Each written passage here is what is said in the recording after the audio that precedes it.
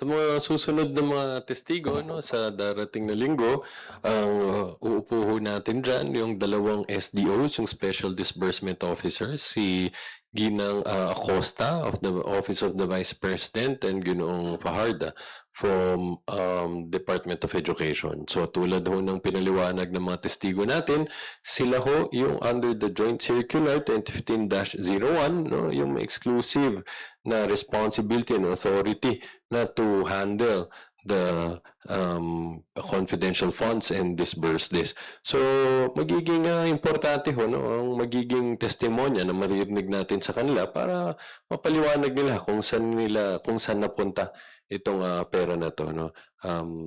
Yan ho yung mga main witnesses that will be presenting, and in addition to them, a representative of the